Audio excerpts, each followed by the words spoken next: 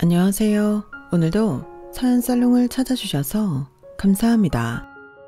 저는 결혼한 지 1년도 되지 않아서 이혼을 한 20대 여성입니다.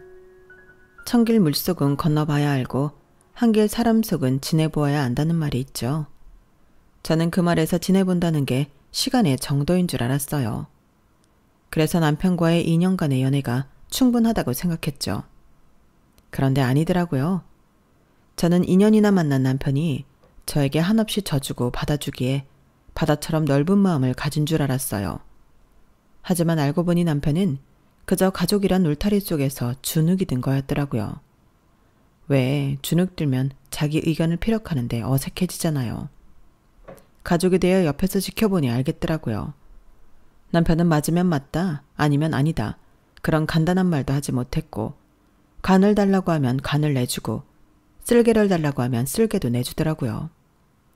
심지어는 시댁에서 저에게 기막힌 요구를 했는데 시댁의 요구대로 하라고 했어요. 그러니 남편은 저의 울타리가 되지 못했을 뿐 아니라 저를 불구덩이로 밀어넣은 거예요. 저는 그 이후로 남편을 포함한 시댁 식구들 중에 제 편은 아무도 없겠거니 생각했죠. 하지만 숨은 조력자가 있었어요. 제가 어린 나이에 결혼을 했는데 그럼에도 불구하고 저를 존중해준 단 한 사람이었죠. 저는 그 조력자와 함께 시댁에서 탈출했어요. 오늘 이 자리를 빌어 그 사람에게 감사함을 표현할 생각입니다. 그럼 시작할게요. 저는 군인의 딸로 태어나 위로 3살 터울의 오빠와 함께 전국을 돌아다니며 생활했어요. 사실 군인 가족이라고 모든 가족이 전출을 갈 때마다 함께 따라가진 않아요. 하지만 저희 부모님 사이에는 꼭 지켜야 할 도덕 같은 게 있었어요. 부부 사이라는 건 말이야. 절대 어떤 일이 있어도 하늘이 두 쪽이 나더라도 떨어지면 안 돼.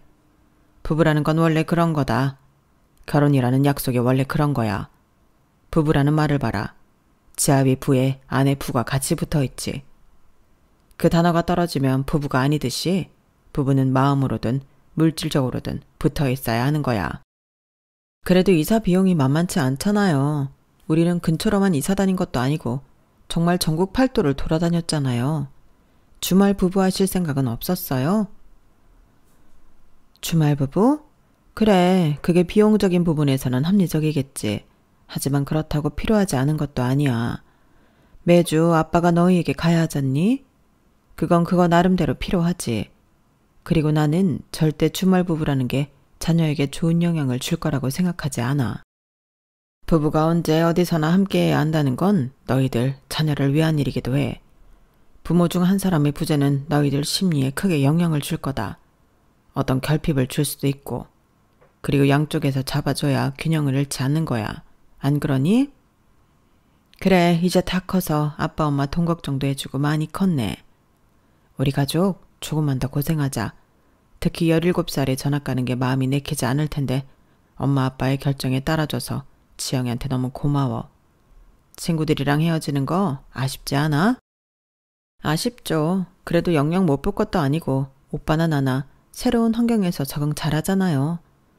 전혀 겁나지 않는다는 건 거짓말이겠지만 이번에 갈 동네에서도 새롭고 재미있는 일이 있겠죠. 늘 그랬으니까요. 너무 걱정하지 마요. 그리고 그 말은 부모님의 걱정을 덜어주기 위한 거짓말은 아니었어요. 저와 오빠는 부모님과 함께 전국 각지를 돌아다니면서 여러 번 전학이라는 큰 일을 치러내면서 많은 것들을 배웠어요. 일단 뛰어난 적응력을 배웠어요. 그리고 사람들에게나 상황에나 적극적으로 임하는 법을 배웠죠. 그리고 또박또박 말하는 법과 융통성을 배웠어요. 특히 융통성은 이 동네에서 통하는 것이지 저 동네에선 전혀 통하지 않는다는 것을 경험하면서 체득했어요. 그리고 그렇게 배운 것들은 저희 남매에게 피가 되고 살이 되어서 학생 때는 바람직한 학생으로 어른이 되어서는 똑부러진 어른으로 성장하게 만들었어요. 오빠도 그렇지만 저도 학교 성적이 좋았고 생활기록부가 빼곡했어요. 저는 언제나 반장을 놓치지 않았고 중학생 때는 전교 회장도 했죠. 경험하는 걸 좋아해 봉사활동도 다양하게 했어요. 그리고 그 결과 수시로 좋은 대학에 붙었죠. 그래서 엄마나 아빠의 친구들은 저희 남매를 보고 늘 그랬어요. 이번에 지영이 인서울했다며 준영이도 인서울이고 둘 다 공부도 잘하고 똑부러지고 야무져서 좋겠어. 이런 애들이면 100명은 키우겠다. 그러면 엄마나 아빠는 앞에서는 겸손하게 대답하지만 친구들이 가면 기분이 좋아서 외식을 하곤 했어요. 그리고 대학에 가서도 전 적극적인 학교 생활을 했어요. 과 대표를 하기도 했고 학회장을 하기도 했어요. 홍보대사를 한 적도 있고요. 사실 학생으로서 가장 높은 위치인 학생회장도 해보라는 권유가 있긴 했어요. 그런데 그때는 공부를 더 집중해서 하고 싶어서 출마하지 않았어요. 아마 출마했으면 됐었을 거예요. 저를 지지하는 학생들이 꽤 많았거든요. 그건 자만이 아니에요. 그렇게 판단한 이유가 있어요. 저는 친구들이 꽤나 많았어요. 들어보면 아시겠지만 제가 외향적인 성향이거든요. 친구들, 사람들과 있을 때 에너지를 얻는 편이죠. 저는 과대표, 학회장, 홍보대사뿐 아니라 동아리 활동에도 참여했어요. 아무튼 제 대학 생활을 되돌아보면 언제나 사람들과 함께였던 것 같아요. 정말 좋은 사람들과 좋은 시간을 보냈어요. 그리고 그 사람들도 저를 좋아했고요. 저는 사람들이 제게 하는 말 중 이 말을 가장 좋아해요. 지영이는 사람을 이끄는 힘이 있는 것 같아. 또 이런 말도 좋아했어요. 지영이 너는 사람들 속에서도 눈에 띈다? 키가 큰 것도 아니고 덩치가 산만한 것도 아닌데. 저는 이 두 말을 지금도 여전히 좋아해요. 예쁘다는 말보다 좋은 것 같아요. 저에게 있어 최고의 찬사죠. 그래서 아마 학생회장도 될 수 있었을 거라고 장담해요. 전 됐을 거예요.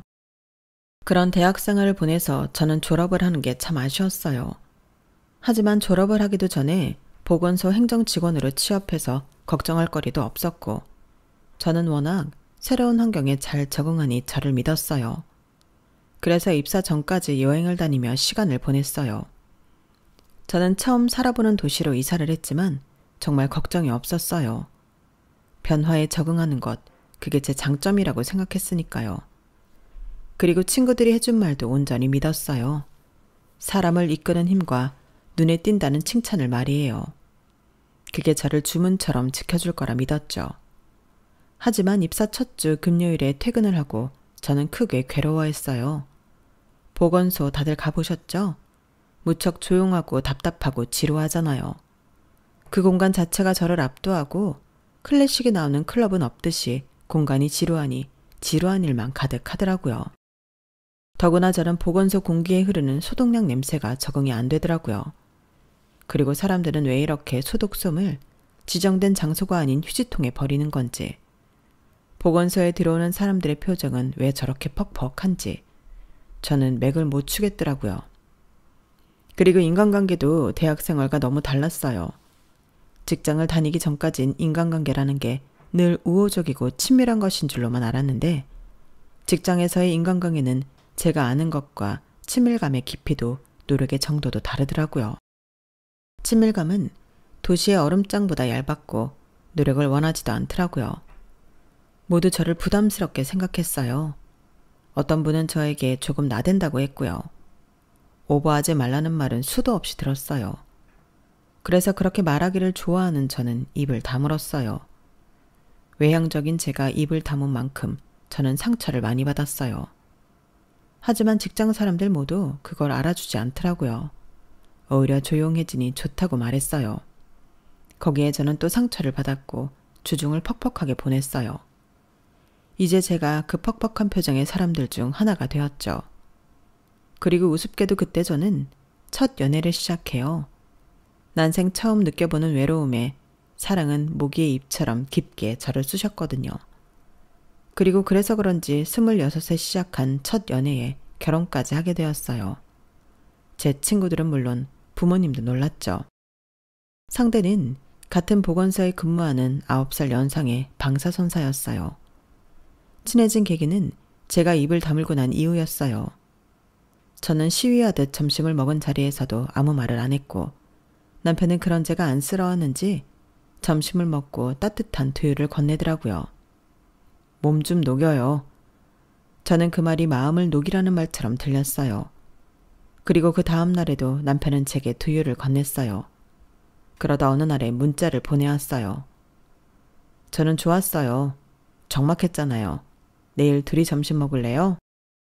그렇게 저희는 처음으로 단둘이 점심을 먹었고 저는 정말 오랜만에 사람과 대화를 했어요. 남편은 제가 떠드는 것을 잘 들어주었어요.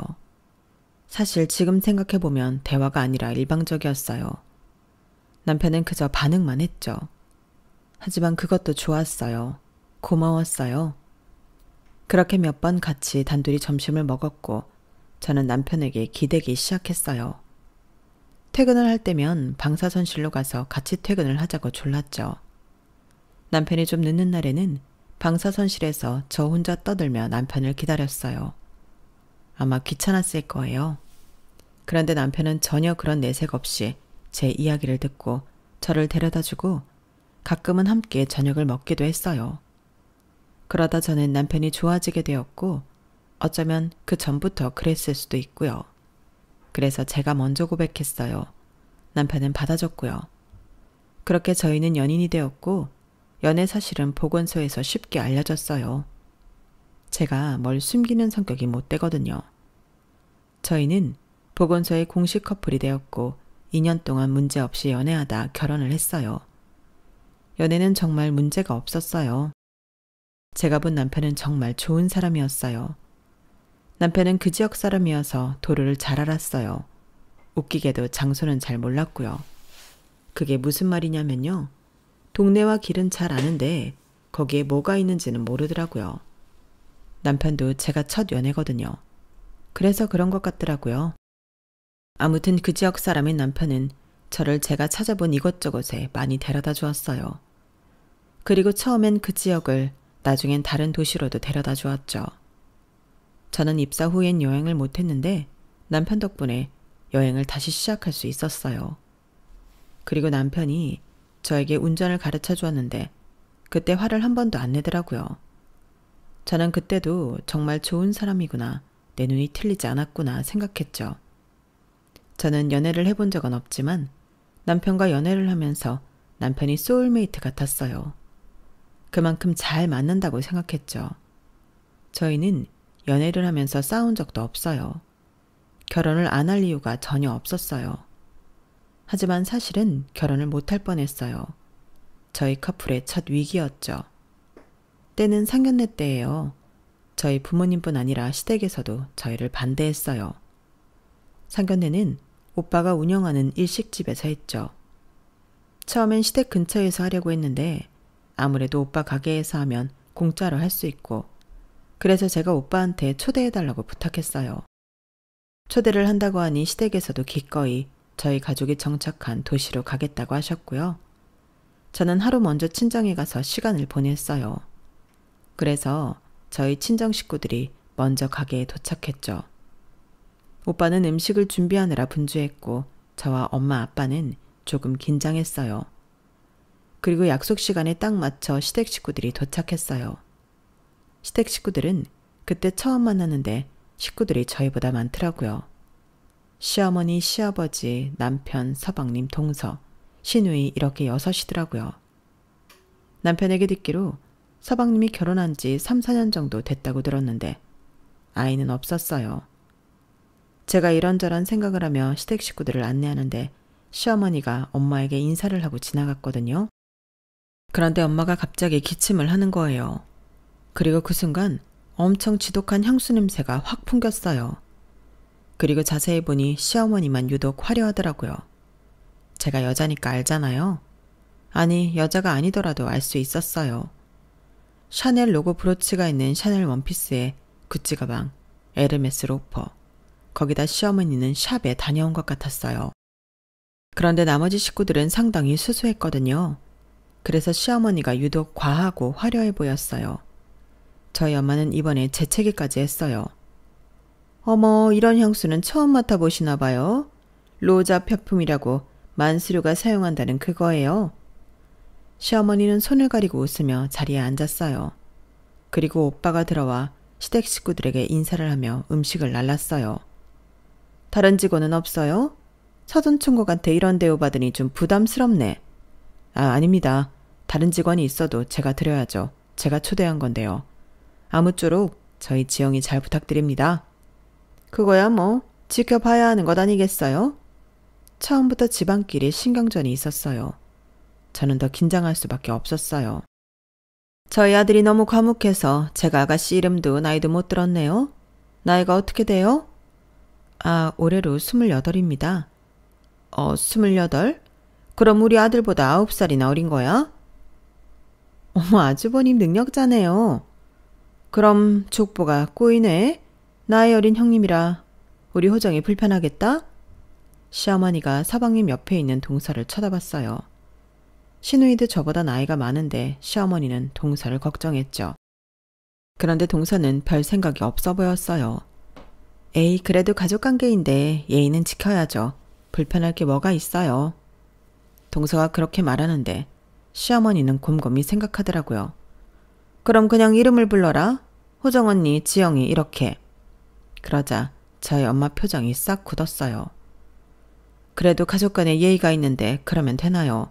형님 동서 그렇게 불러야죠. 아니, 우리 호정이가 도준이랑 나이가 같아요. 9살이나 많다고요. 그런데 어떻게 형님 합니까? 시어머니는 말도 안 된다는 듯이 말했어요. 그리고 갑자기 저희 남편을 흉봤어요. 너는 어떻게 저렇게 어린 여자애를 데리고 와서 결혼을 한다고 하니? 족보 꼬이게. 몰랐는데 네가 욕심이 참 많구나. 서로 만나겠다는데 나이가 뭐가 중요해요? 서로 마음이 더 중요하죠. 그럼 아가씨 하는 일은 뭐예요? 같이 보건소에서 근무하고 있어요. 저는 행정파트에서 근무해요. 수준은 맞겠네. 수준이요? 우리 아들들이 다 분수는 알아서 수준에 맞는 여자를 만났네요. 우리 아들이 의사예요. 이제 곧 개원할 거고요. 우리 며느리도 의사예요. 얜 벌써 개원을 했어요. 가정의학과요. 사돈어른 복 받은 거예요. 그렇게 말하며 갑자기 시어머니는 며느리 자랑을 했고 시아버지도 거들었어요. 둘이 의사라서 그런 게 아니라 얼마나 영특하고 영리한지 모릅니다. 생각하는 게 일반 사람하고 차원이 다르죠. 그리고 저희 엄마가 저만 들리게 한숨을 쉬었어요. 의사도 사람인데 영 다를까요? 아무튼 이 자리는 저희 딸이랑 아드님 결혼 이야기를 하는 자리니까요. 그 이야기를 좀 할까요? 그러자 시부모님은 못마땅한 표정을 지었어요. 결혼이야 지들 알아서 하겠죠. 그런데 여긴 회식감이 영 별로네요. 반찬 구성도 좀 시시하고. 사돈총각 분발해야겠어요. 그렇게 상견례는 엉망으로 마무리되었고 저희 친정에서는 심하게 반대를 했어요. 지영아, 꼭 결혼해야겠니? 대화하면서 너도 느꼈잖아. 자기 자식인데 그렇게 무시하는 거 보면 그 아들이랑 결혼한 너도 그렇게 무시할 거라고. 엄마는 그 꼴 못 본다. 내가 눈에 넣어도 안 아픈 자식 그런 꼴 당하는 거 못 봐. 그리고 말끝마다 의사며느리 하는데 너 시집가면 비교당할 거 뻔해. 결혼은 남자만 보고 하는 게 아니야. 그 집안을 봐야지. 엄마는 결혼하라고 하고 싶지가 않다. 그리고 상견례가 끝나고 시어머니에게도 전화가 왔어요. 상견례가 끝나고 저희 아빠가 시부모님께 드린 예단비 때문이었어요. 예단비 받았다. 다른 봉투랑 헷갈린 거 아니니? 딱 200만 원 들어있더라. 너희 아버지 군인이라고 하지 않았어? 아니, 상견례 때 그렇게 자존심 부리더니 고작 보낸 예단비가 200만 원인 게 말이 되니? 이럴 거면 결혼하지 말아라. 나는 이거 받고 내 아들 보낼 생각 없어. 도로 가져가라. 이깟 돈 받아서 코나 더 닦겠니? 저는 너무 당황해서 봉투가 잘못 간 것 같다고 말했어요. 그리고 다음날 시어머니를 찾아가 적금을 깨고 인출한 500만 원을 가져다 드렸어요. 하지만 그것도 탐탁치 않아 하더군요. 그래도 그 이후로 결혼을 반대하니 그런 말은 없었어요. 그리고 친정에는 제가 남편 아니면 안 된다고 정말 잘 살겠다고 말하며 설득했죠. 그래서 겨우 결혼했어요. 그리고 저는 발리로 신혼여행을 갔어요. 발리에서 저는 남편과 달달한 시간을 보냈죠. 저에게 굴러들어온 지옥을 상상하지도 못한 채 말이에요. 저희 친정엄마의 말이 성견지명이었어요. 신혼여행을 다녀온 뒤로는 저는 엄청난 비교의 늪에 빠졌어요. 시어머니가 저와 동서를 죽어라 비교했거든요. 동서가 그 자리에 있든 없든 제가 있으면 시어머니는 그랬어요. 제가 남편이 그 지역 사람이라고 말씀드렸죠. 그리고 남편은 결혼 전에 시댁에 살고 있었다고도요. 즉 저희 부부는 시댁과 같은 지역에 자리를 잡았고 시댁 식구들과 자주 모였어요. 자주 모인 자리에서 시어머니는 저와 대놓고 동서를 비교했죠. 시댁에서 밥을 먹고 치우는 동안 시어머니는 동서를 불러 담소를 나눴고 치우는 건 온전히 제 몫이었어요. 그리고 돌아가는 길에 동서에게는 항상 무언가를 쥐어주면서 저는 빈손으로 돌아가게 했죠. 그리고 호칭도 저에게는 동서의 이름이 호정이거든요. 호정 언니라고 부르게 하고 동서에게는 제 이름을 부르게 했어요. 동서가 가끔 저를 형님이라고 부르면 시어머니는 핀잔을 주었죠. 어린 게 꼬박꼬박 형님 소리 듣고 싶니? 그리고 저에게는 늘 일을 그만두고 아이를 빨리 가지라고 잔소리를 했어요. 그러면서 결혼 4년차가 되어 아이도 없는 동서에게는 병원은 잘 되고 있냐? 네가 좋은 일 하느라 고생이 많다. 이런 이야기만 할 뿐 저보다 9살이 많은 동서에겐 아이 이야기는 하지 않았죠. 시어머니는 너무 노골적으로 저를 미워했어요. 의사 며느리를 사랑하는 방식이 이런 걸까요? 아무리 제가 어리고 동서보다 능력이 없지만 그래도 자기 아들이 선택한 여자인데 이왕 결혼까지 시킨 거 예쁘게 봐줄 만도 하잖아요. 그런데 시어머니는 저를 예쁘게 봐줄 생각이 없었어요. 언제는 한번 동서가 시댁 식구들이 모인 자리에서 저에게 집들이는 언제 할 거냐고 물었어요. 미처 생각 못했어요. 언제가 좋을까요? 집들이는 무슨 그 코딱지만한 집에서 뭘 한다는 거야? 호정아 못 들었니? 얘네 집 30평도 안 된다. 그런 집 구해서는 무슨 집들이야 집들이는. 나중에 제대로 장만한 뒤에 해라. 어머님 그래도 식구들 앉을 자리는 있어요. 날짜 잡을 테니까 언제 모여서 식사해요. 참나 난 안 간다. 그 코딱지만한 집에 식구들 모여 다닥다닥 앉아있는 거 생각하면 숨 막혀. 모여서 할 거면 너희들이나 해라. 그리고 호정이는 그때 우리 집에 오고 그리고 그 집에 호정이 외제차 서 있으면 사람들이 이상하게 생각할걸? 저희 아파트에도 외제차 많아요. 그럼 뭐하니? 너희는 취급도 안 해주는 국산차인걸. 국산차가 뭐 어때서요? 저희가 애국자니까 그런 거죠. 애국자는 얼어 죽을 애국자다. 누가 돈 있다가 국산차 사니? 난 그런 사람 한 명도 못 봤다. 아무튼 집들이는 하지 마. 방음도 안 될 텐데 거기서 무슨 이야기를 하겠니? 동네 창피할 일 있어? 동네 창피할 일이 뭐가 있어요. 너 같으면 자식 중에 누군 의사고 누군 보건소에서 사진이나 찍고 있다고 하면 좋겠니? 게다가 자기 수준에 맞는 여자 만난 건 좋다마는 너라고 너 같은 며느리 두고 싶었겠니? 걔는 늘 그렇게 자신감이 없어. 그러니 찍소리도 못하고 너한테 끌려 결혼했겠지. 그 이야기를 듣는데 저는 알겠더라고요. 왜 남편이 시댁에서 연락이 오면 핸드폰을 3초 정도 쳐다보고 전화를 받는지, 왜 남편이 시댁에만 오면 더 말이 없어지는지, 왜 남편이 시댁에만 오면 그 좋아하는 밥도 다 먹지 못하는지 말이에요. 시어머니는 어려서부터 남편과 1살 터울인 서방님을 비교했어요.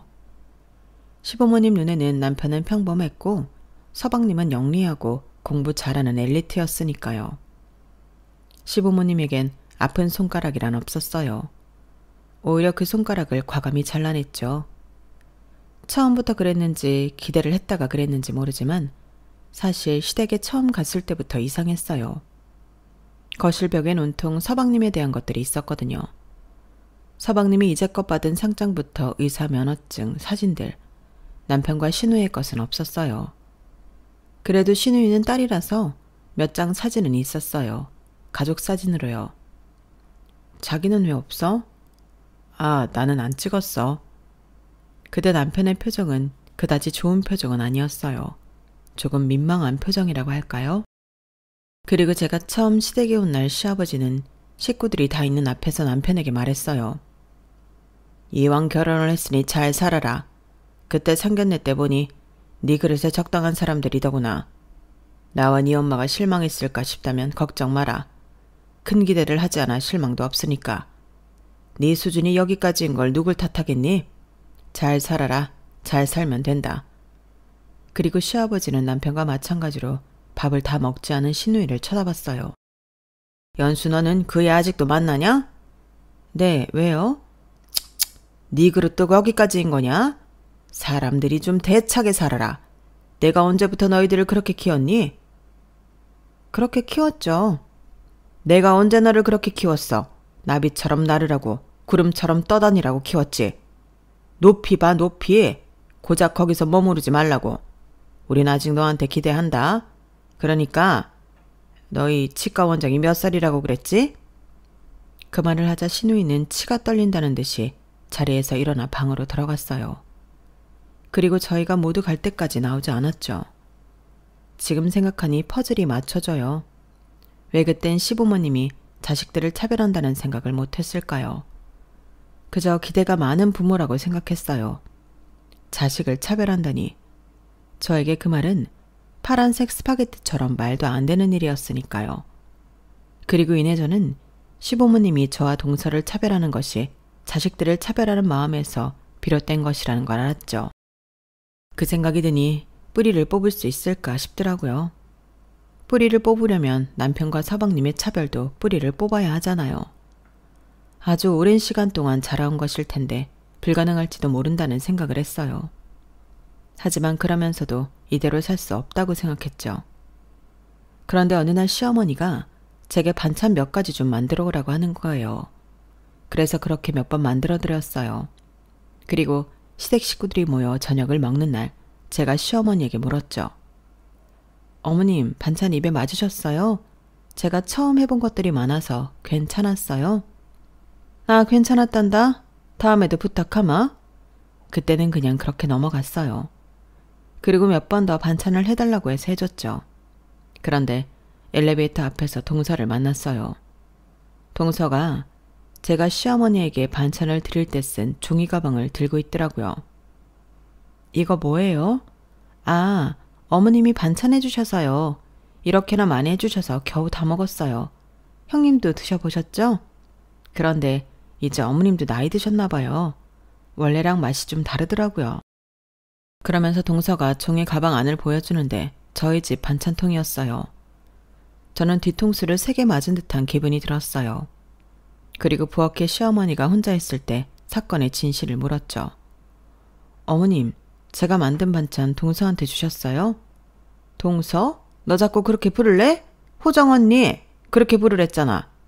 어린 게 못된 것만 배워서 따박따박 형님 노릇하려고 한다니까? 아, 네. 주셨어요? 그래, 왜?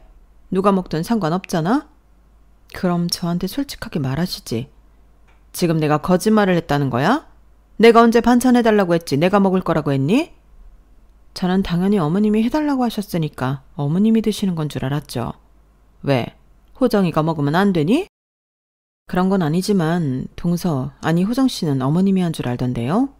네가 했다고 굳이 말해야 해? 왜? 생색내려고? 저는 이 불편함을 어떻게 설명해야 좋을지 몰랐어요. 그런데 굳이 설명을 해야 하나 싶었죠. 앞으로 호정 씨 줄 거면 저한테 제대로 말을 하세요. 어머님이 저 속인 것 같고 기분이 그렇네요. 어머머, 너도 참 웃긴다. 가족끼리 그럴 수도 있는 거지. 시어머니는 그렇게 말하며 저를 노려보더니 부엌에서 나갔어요. 그리고 그날은 저와 시어머니, 동서만 모여서 시간을 보냈는데 동서가 제사가 있는데 못 가게 생겼다고 말했어요. 그렇구나 하고 넘어갔는데 시어머니가 동서를 보내고 저를 부르더니 이러는 거예요. 너 호정이 제사 가봐라. 아니 가. 네? 제가 왜요? 왜긴 너도 알겠지만 호정이는 결혼할 때 아파트에 왔어. 지금 사는 아파트 50평짜리. 그거 호정이 돈으로만 한 게 아니라 사돈 어르신 돈으로 한 거야. 얼마나 고마워? 그뿐만이야? 대대로 의사 집안에 그 덕에 우리가 병원비 안 내고 진료 다 보잖아. 머리가 아프든 목이 아프든 안 그래? 그러니 아파트에 온 동서에게 감사 표시해야지. 게다가 너 2천만 원 받았잖아 결혼할 때. 그러니까 네가 대표로 가서 인사드리고 도와드리고 와. 시어머니는 제게 얼토당토 않은 요구를 했어요. 맞아요, 동서. 대대로 의사 집안에 어릴 때부터 부유하게 컸고 사돈 어른이 동서를 많이 아끼는 딸바 보여서 결혼할 때 선뜻 아파트도 해줬어요. 그리고 제가 결혼을 할 때 동서는 축하한다고 2천만 원을 보냈죠. 축의금으로요. 처음엔 받고 무척 당황했어요. 너무 큰 금액이어서요. 하지만 그 돈이 이런 일의 대가라면 저는 안 받았을 거예요. 저는 너무 수치스럽고 치욕스러웠어요. 그래서 아무 말도 안 했어요. 제가 아무 말도 안 하자 시어머니는 한숨을 푹푹 쉬었어요. 너는 참, 애가 왜 그러니? 맨몸으로 시집 온 주제에 말이야. 네가 호정이처럼 아파트를 해오기랬어. 뭘 했어? 보자기에 담비 500만 원 해온 게 다잖아. 그럼 우리 집을 위해 네가 뭐라도 해야지. 500만 원이 아니라 700만 원이에요. 그리고 제가 왜 대가를 치러야 해요? 결혼할 때 동서가 아파트 해온 거 저한테는 아무렇지도 않아요. 동서네는 동서 인생이고 저는 제 인생이니까요. 제가 왜 동서가 한 일로 피해를 봐야 해요? 그리고 제가 왜 대표로 가야 해요? 언제부터 제가 이 집 대표였냐고요? 그냥 제가 어리고 구슬리기 좋으니까 가라고 하시는 거잖아요. 가실 거면 어머님이 가세요. 둘 다 내 며느리 되겠다고 왔는데 당연히 비교가 되지 않겠어? 그것도 하늘과 땅처럼 차이가 나는데. 그리고 내가 너 호정이 동서라고 부르지 말랬지. 호정 언니라고 하라고. 어린 게 왜 이렇게 권위적이야? 사람이 너무 탐욕스러워도 안 되는 거야. 제가 탐욕스러워요? 그건 어머님이겠죠. 봐, 이것 봐. 내가 너를 왜 싫어하는 줄 아니? 근본적으로 네가 호정이랑 너무 다르잖아. 호정이 봐라. 의사가 아니어도 애가 얼마나 참하고 싹싹하니. 그런데 너는 내 말에 따박따박 말대꾸나 하지. 그것도 머리에 피도 안 마른 게 말이야. 저는 시어머니 말에 질색을 하고 시댁을 나왔어요. 너 가라.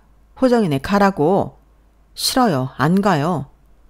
저는 엘리베이터 문을 빠르게 닫고 내려갔어요. 그리고 집으로 가서 남편에게 하소연을 했죠. 그런데 남편의 휴대폰으로 시어머니에게 전화가 왔어요. 저는 스피커폰을 해서 시어머니가 뭐라고 하는지 들었어요. 걔 어디 있니? 거기 있어? 아니요, 아직 안 들어왔는데. 왜요?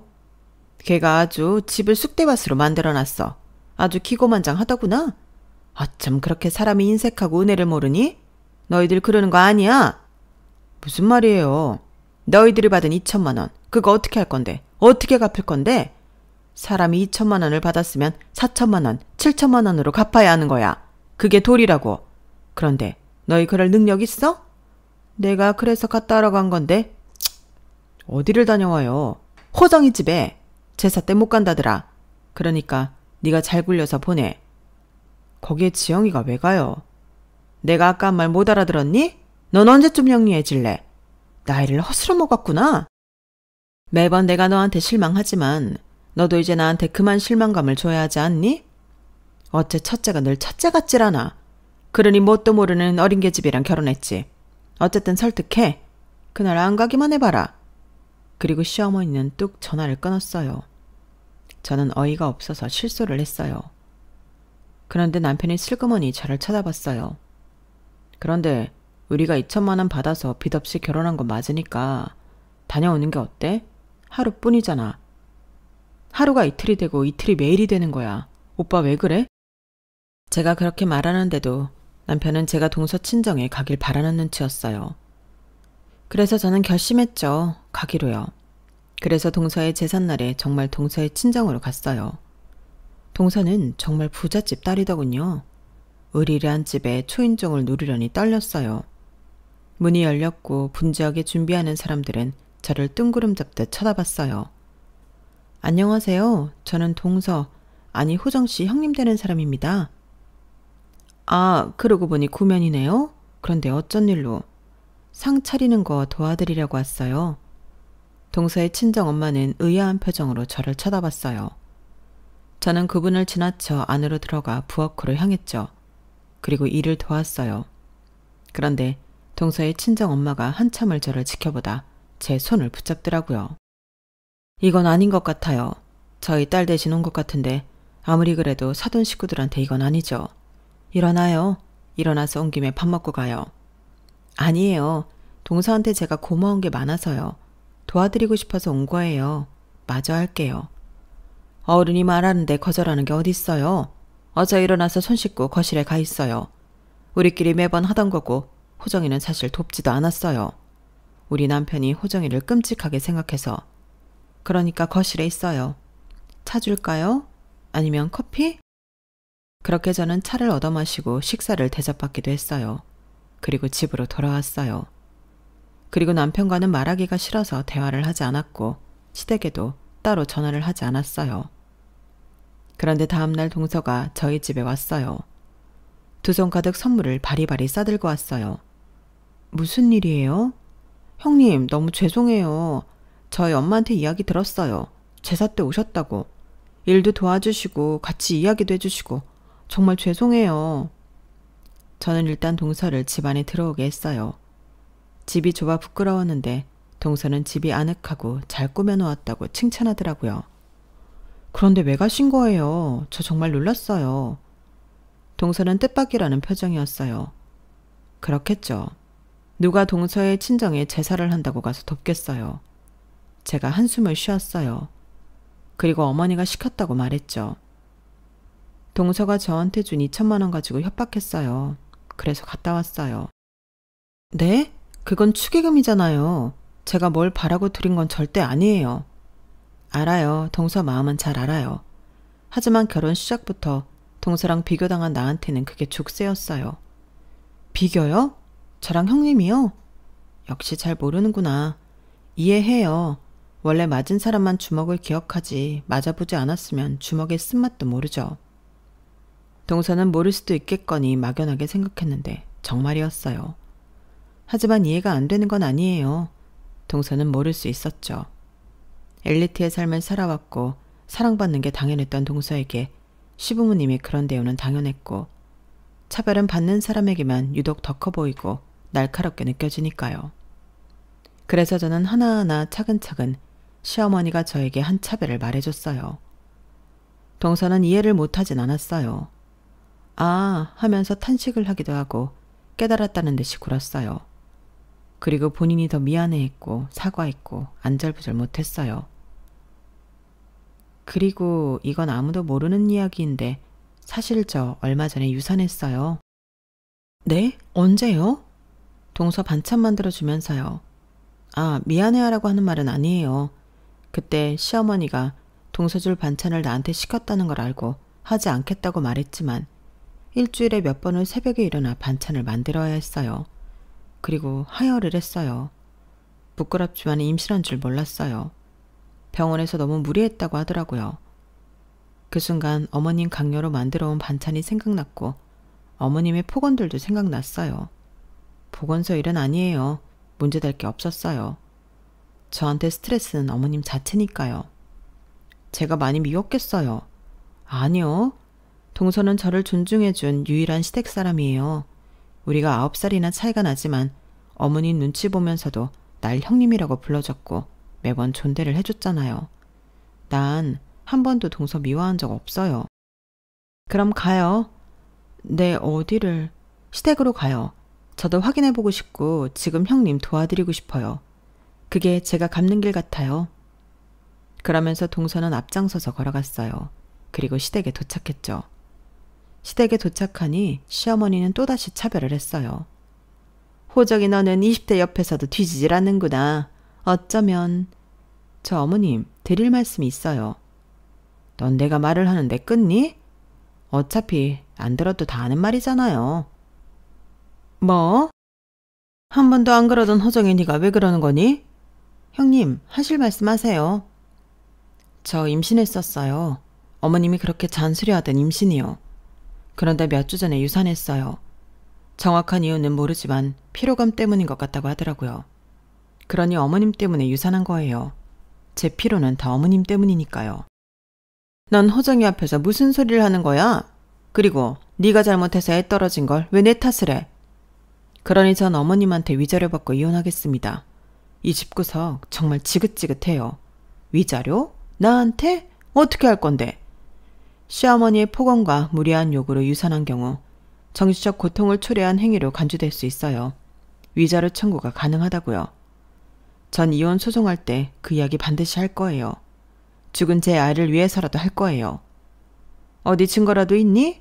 증인이라도? 그때 동서가 손을 번쩍 들었어요. 저 여기 있잖아요. 그리고 아주버님도 옆에서 다 보셨을 거고요. 그런데 정말 저랑 형님 차별 대우하시네요? 어머 호정아, 그게 무슨 소리야? 나는 너를 아끼는 것뿐이야. 지금 이 상황이 원효대사의 해골물 같아요. 해골물인 걸 알고 나니 못 마시듯 차별 대우인 거라니 어머님 사랑도 사랑 같지가 않네요. 불편해요. 형님 말 들어보니 제가 의사여서 돈을 잘 벌어서 저희 집이 빵빵해서 비교하는 것 같은데 앞으로 지원 다 끊겠습니다. 아니 그거랑 이건 다른 문제잖아. 아니요. 제 지원이 누군가에게 고통을 초래한다면 끊고도 남아요. 매달 들었던 300만 원 잊어주세요. 호정아, 예. 그럼 나보고 다시 밖에서 일을 하라는 거야? 하셔야 한다면 어쩔 수 없죠. 그리고 동서는 제 손을 잡고 일어났어요. 너, 이 기집애가 대체 호정이한테 무슨 이야기를 했길래 착하던 애가 이러는 거야? 너 아주 여우 같은 애구나. 어머님, 저 형님한테 미안해서라도 위자료 받게 할 거예요. 그러니까 열심히 일하세요. 아니 호정아, 우리가 그렇게 좋았는데 저 여우 같은 계집애 때문에 이렇게 되는 게 말이 되니? 300만 원 때문에 그러세요? 그럼 전 형님한테 더 미안해지는데. 형님 죄송해요. 제가 어머님 길을 잘못 들었나 봐요. 그런데 저희는 시댁을 나왔고 엘리베이터에서 웃었어요. 그런데 난 이혼할 거라지만 동서는 어쩌려고요. 이래도 되겠어요? 버릴 거예요. 잘못된 건 바로잡고 버려야 할 건 버려야죠. 이혼한다는 소리예요? 아니요. 남편이랑은 문제 없어요. 아시잖아요. 시댁 문제면 시댁만 버리면 되죠? 그 이야기를 들으니 남편과의 이혼을 다시 한번 생각하게 되더라고요. 하지만 저는 끝내 이혼을 결심했어요. 집에 들어가자 남편은 시어머니와 전화를 하고 있었어요. 격양된 시어머니의 목소리가 들려서 저는 방으로 문을 닫고 들어갔죠. 그런데 닷새가 지나도록 남편이 저에게 말을 걸지 않았어요. 그래서 저는 이혼 조정 신청서를 내밀었어요.